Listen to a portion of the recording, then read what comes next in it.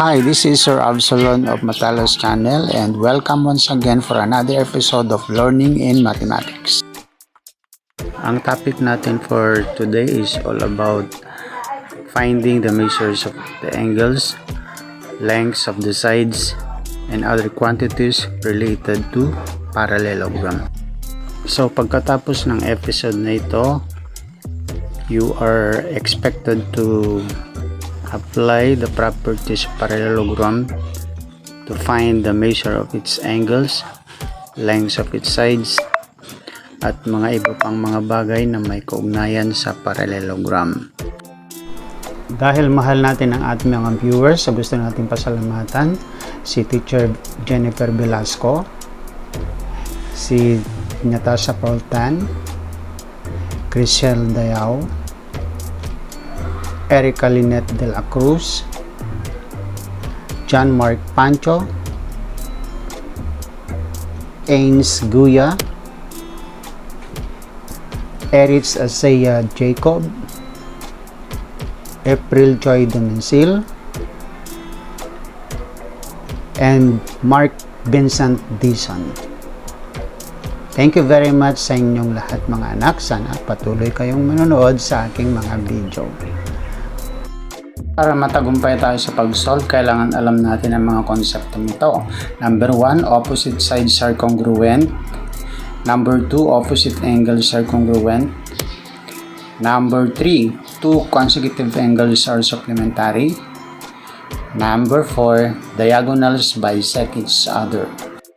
So let's start with problem number 1. Find the length of the sides of a parallelogram ABCD. Side AB is equivalent to 2x squared minus 3x minus 10 cm. Side BC is 2y squared minus y cm. Side DC is x squared minus x plus 5 cm. Side AD is equivalent to y squared minus 3y plus 3 cm. So how do we solve this type of problem? So we are going to use the concept number 1. Opposite sides of a parallelogram are congruent.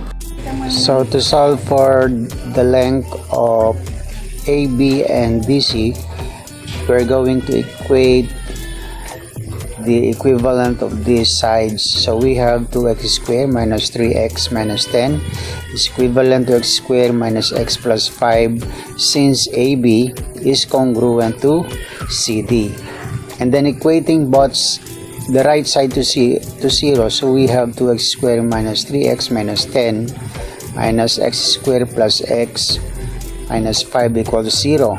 And then grouping like terms, so we have 2x squared minus x squared plus negative 3x plus x plus negative 10 minus 5 is equal to 0.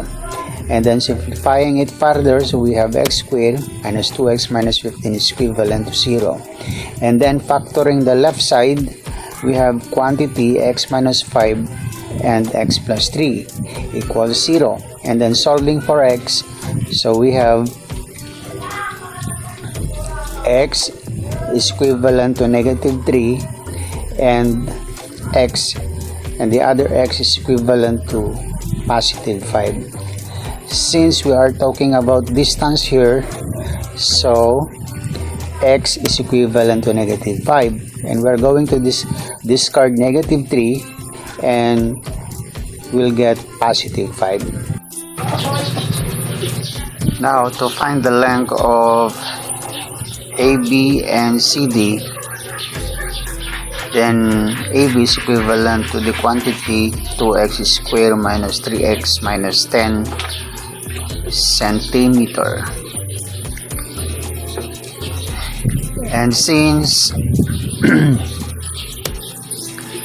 the value of x is equivalent to 5, so we're going to replace it.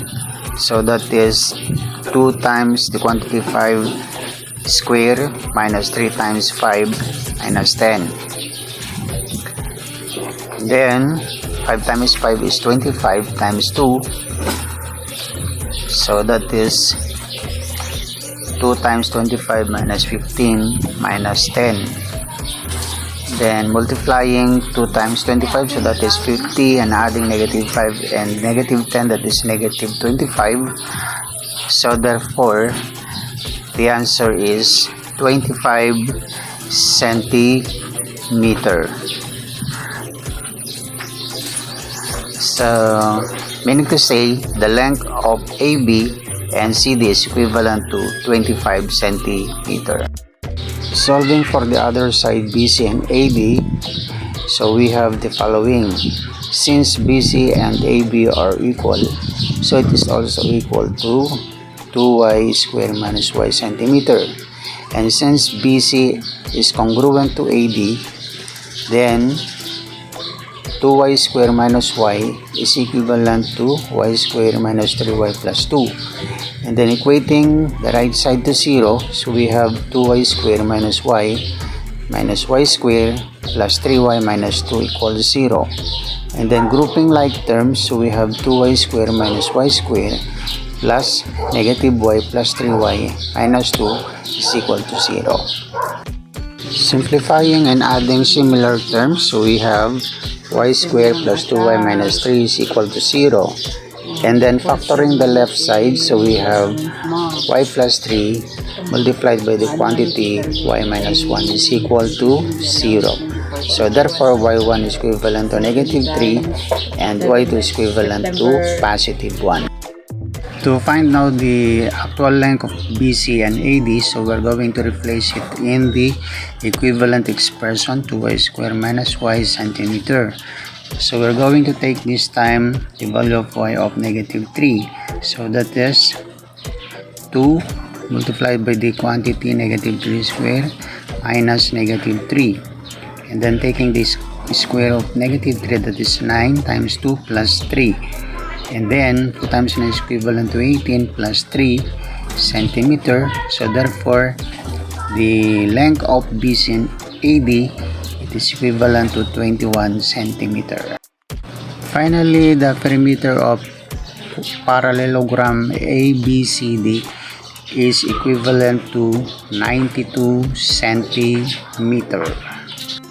For problem number 2, find the measure of the angles of a parallelogram ABCD. If the measure of angle A is the quantity x plus 12 degrees and the measure of angle D is equivalent to the quantity 6x plus 7 degrees. So what is the concept that we use in this kind of problem? So we use the concept about consecutive angles are supplementary. And what does it mean by supplementary? The sum of two consecutive angles is equivalent to 180 degrees since angle A and angle D are consecutive angles. So first of all, we're going to find first the value of x by substituting the equivalent expression of angle A and the equivalent expressions of angle D, and then adding the two angles into 180. Since we have angle A is equivalent to the quantity x plus 12 degrees and angle D is equivalent to the quantity 6x plus 7 degrees, and then combining like terms, so we have x plus 6x and then 12 plus 7 is equivalent to 180 degrees. So from x plus 6x plus 12 plus 9 degrees is equivalent to 180. We are going to combine terms, so we have 7x plus 19 is equivalent to 180. And then subtracting 19 from both sides of the equation, so we have 7x is equivalent to 161, and then divided by 7 on both sides, so we have the value of x is equivalent to 23 degrees. So to find the exact measure of angle A, we're going to replace it in its equivalent expression, that is x plus 12 degrees. Hence, the value of x is 23, so plus 12. So therefore, the measure of angle A is equivalent to 35. For the measure of angle D, we have 6x plus 7, replacing x by 23 and multiplying it by 6. Then the answer is 138 plus 7. So therefore, the measure of angle D is 145. To answer now the given question, find the measure of the angles of parallelogram ABCDs. Since the measure of angle A is equivalent to the measure of angle C because they are opposite angles, so therefore their measure is equivalent to 35 degrees. And for angle D and angle B, of course, their measure is also equivalent to 145 degrees. Hence, we answered the question, find the angles of the measure of the parallelogram ABCD. Dito na nagtatapos ang ating aralin for this episode.